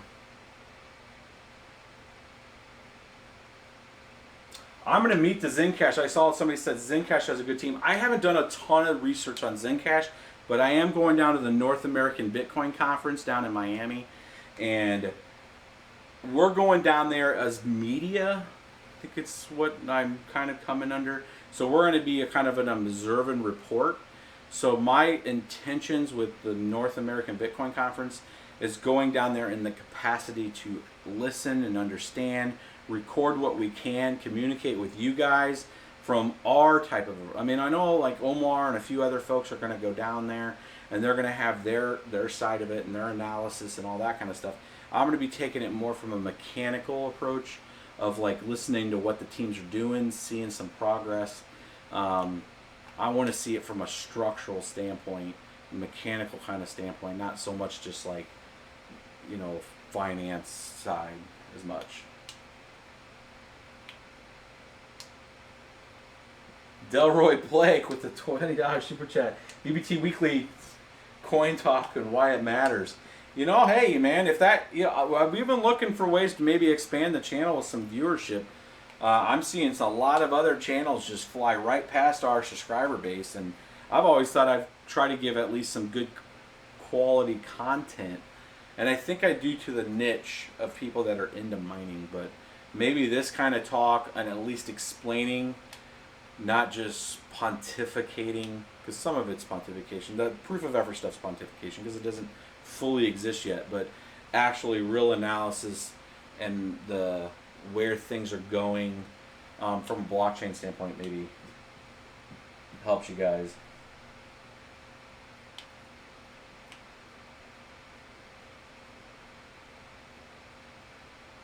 If you would just put out there, how long would you say mining is here for? I think mining's here for a very long time. I mean, there's nothing that's gonna, let's put it out this way. There's nothing and no reason why mining would ever go away. I think there's always going to be a continuation of currencies that are going to be created. That being said, I think it extends its life very far if we start putting out a lot more proof of effort, because mining is going to be one of those things that, as long as the technology keeps bringing down the power requirements to where it's a little more green, I think it's a very sustainable long-term proof of effort. Is going to be there forever, or proof of work rather is going to be there forever. It's still one of the best. It is the best system, hands down, when it comes to securing a blockchain. It just is. There isn't anything yet that's better than it when it comes from the security side. I think Lerner and a few of the other people that are doing some of that blockchain 3.0 technology, you know, IOTA, EOS, level 3, level 4, when you start looking at what Microsoft's trying to do with cryptlets and all these other newer evolutions of the chain, to where you don't necessarily, the consensus Byzantine fault tolerant algorithms do not need the extensive proof of work. Maybe 4th gen, maybe into 5th gen, where then it probably makes sense where it's not proof of work. But I think you're going to have Bitcoin's going to be mining forever. The technology is just going to get to where the power is so much as a requirement. But that you're going to have a technology cost race on the development of how fast you can make the mining network with regards to proof of work. But I don't see it going anywhere anytime soon. There's just too much economic incentive to keep it going, and there's just too much interest. From just a grassroots, guys, we used to mine when it's like nobody mined. I mean, like in the end of 2014, there was A6. It looked like the world was dead. People were still mining, and there were coins that were being created. I mean, Ethereum came out and was like, "Hey, proof of work." You're right. You know, I think there's going to be other coins that are going to come out and they're going to be proof of work, even without the proof of effort stuff. So I think you're going to be more than fine with mining, and it's always still going to be this kind of curve to where your mining is not going. It's going to pay us an incremental amount of profit in the beginning, and then in the long term, it still ends up being pretty profitable. Because if you take any component of time over an 8-month period, on no matter pretty much whatever you mined, unless it was like early Feathercoin back in the day, like I was saying, or maybe even Dogecoin back then because it got so diluted so fast. By and large, most of everything else that you've been able to mine, it's paid off in the long run. So I still continue to think mining's going to be here for a long time. Let's see if I got thoughts on Icon. I have not done any research on Icon. I'm going to write it down for that super chat though, and I will give you I will do some research and I'll look into it for you, Jeff. And on our next live stream, I'll leave that up there and then we can talk about it.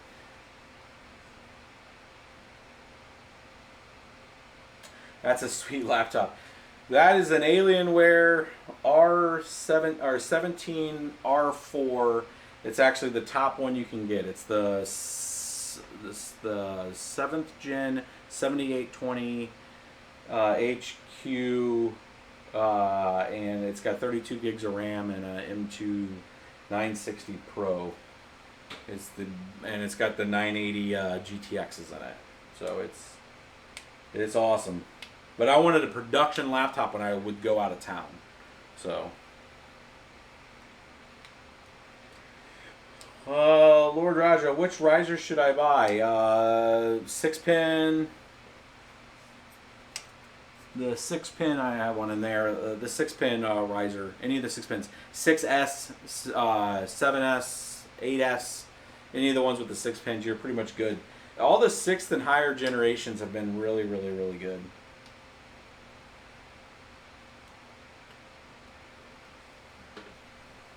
Chai Network looks like some of the hybrid proof of concept. I spent $5K mining back in the day, and the start of July I've achieved my ROI in the beginning of December. Congratulations, Digital Mining Solutions. Or ROI is very a very kind of relief for a lot of people, right? You hit ROI and you're like, you know what, this thing actually worked.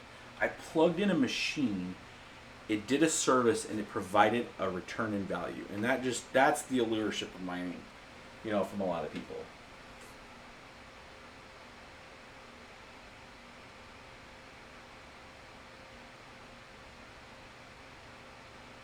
Thoughts of the riserless motherboards. I did see.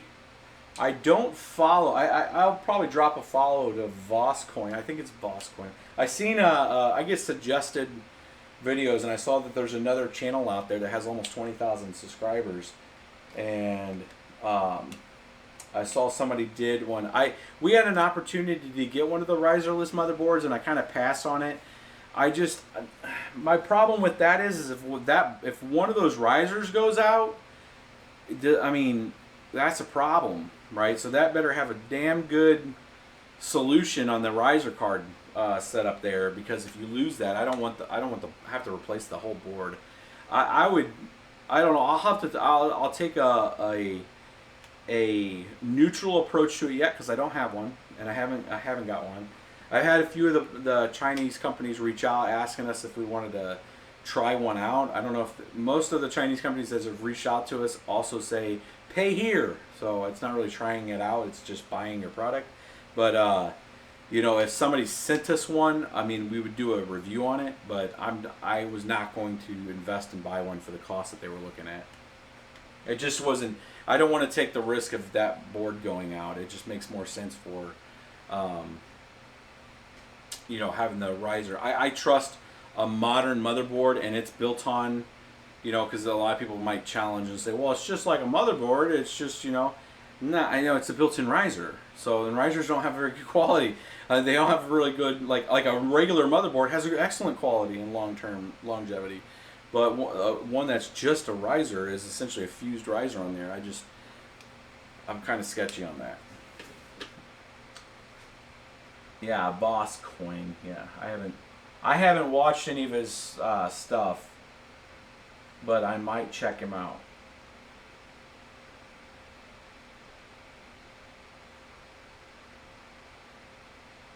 It'd be very hard to stop using the Prime Z270s. I'd agree with that. The Z270 Prime has been, that's why we really pushed, you know, everybody say if you're going to get one, it works, it's solid. The Prime Asus, I mean, you got a good quality company, good quality product. They're solid. They have good capacitors, good VRMs. They have the right chokes. Everything is right on that board, and it works like a boss. So it's just, and the 370s are a little expensive right now, so we might have to find a little separate. Do you use any hardware wallets?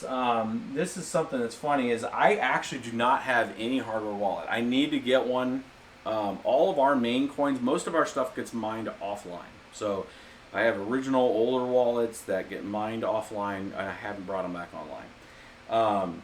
I'm going to, because we're kind of long-term holders. So if there's at some point we will, I mean, and when I'm down there at the North American, oh my God, this thing's listening all the time. I'm telling you, Siri, that's the next AI.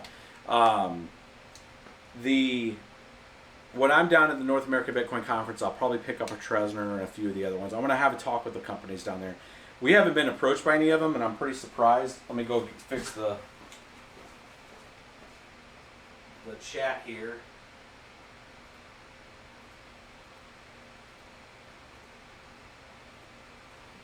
And that chat kind of goes off the screen. We haven't made any relationships with any of the hardware wallet companies, and it hasn't been really the part of our channel, which doesn't make any sense at all if you really think about it, because everybody that's mining has a wallet. So I'm surprised that we haven't really made any relationships with any of them. But it's just something that I don't exchange the currency at that rate, at any rate that, or any size of rate that requires me to have that level of OPSEC, because it all goes offline. So most of all of it goes offline. And then we keep a little bit on the exchanges. Like I said, I had 22 Litecoin that I moved off of Poloniex, and it says that it transferred, but it shows completed, but it is not on the blockchain, and I have a ticket in with them. So let me see here. Looks like the chat on the screen's a little delayed. Nano Ledger S.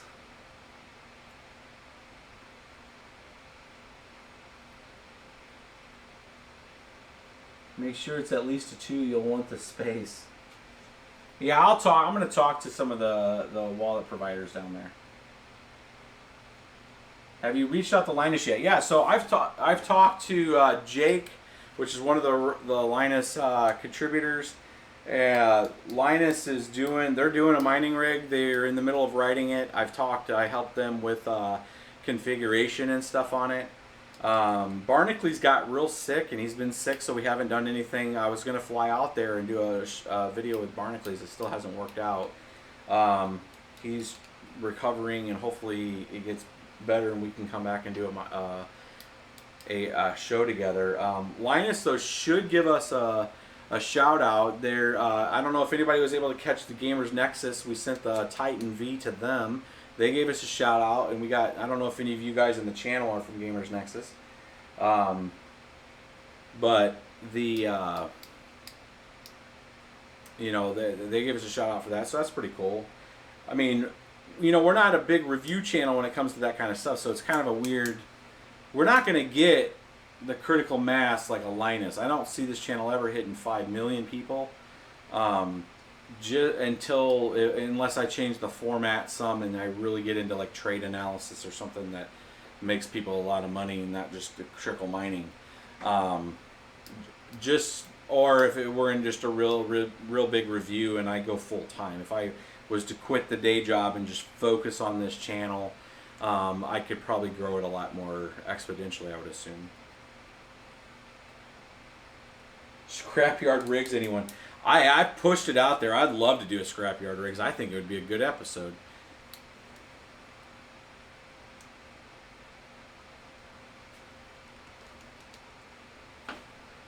All right, guys, we're right at 2 hours. I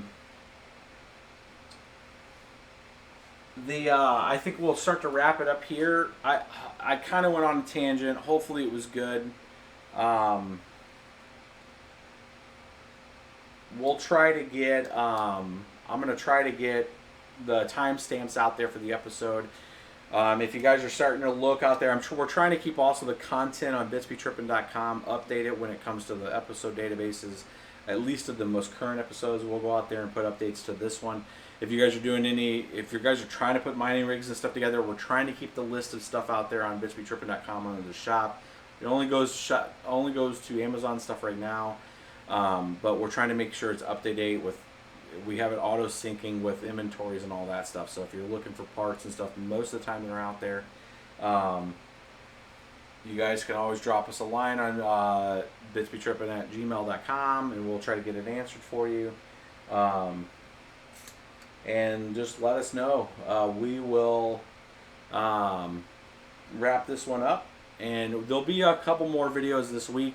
We're working on the B-roll footage, finishing that up on the RX 470 mining edition. I'm doing a deep dive. It's going to be an episode. It's going to be like the Man Lee episode that walks you guys through the mining card for that. And then I believe we're going to do the R9s and the older cards on XMR and a few other things. And then we have the pulses. We got so much content coming in, guys. It's going to be retarded. I mean, there's just so much.